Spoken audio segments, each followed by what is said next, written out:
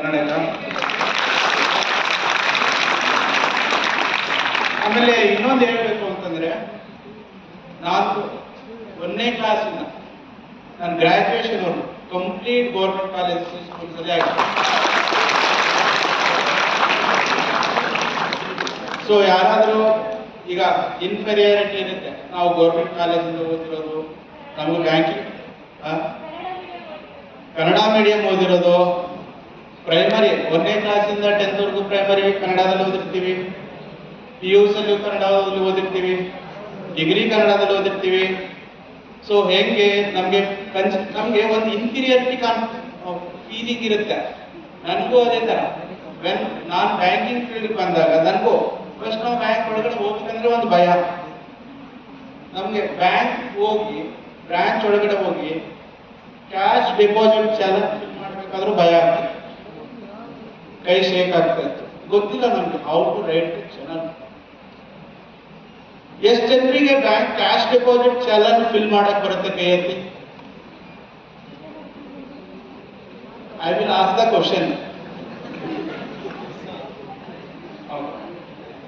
ಎಷ್ಟು ಜನರಿಗೆ ಚೆಕ್ ಬರೆಯೋಕೆ ಬರುತ್ತೆ ಹೇಳಿ? ಕೈ ಎತ್ತಿ. ಎಷ್ಟು ಜನರಿಗೆ ಚೆಕ್ ನನ್ಗೆ ಬರೆಯಕ್ಕೆ ಬರುತ್ತೆ? ಎಷ್ಟು ಜನರಿಗೆ ಚೆಕ್ ಕರೆಕ್ಟ್ ಆಗಿ ಬರೆಯಕ್ಕೆ ಬರುತ್ತೆ? ಕೈ ಎತ್ತಿ.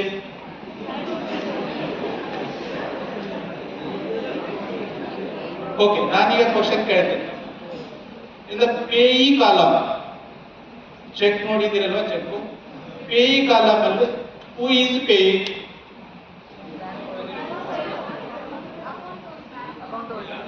ಯಾರೋ ಅಕೌಂಟ್ ಹೋಲ್ಡರ್ ಅಂದ್ರು, ರಾಮ್. ಕೈ ರೈಟ್ ಮಾಡಿ ನಾನು ಕ್ವಶನ್ ಕೇಳ್ತೀನಿ. Okay, basically Peyi is a beneficiary, ಅದು ರಿಸೀವರ್.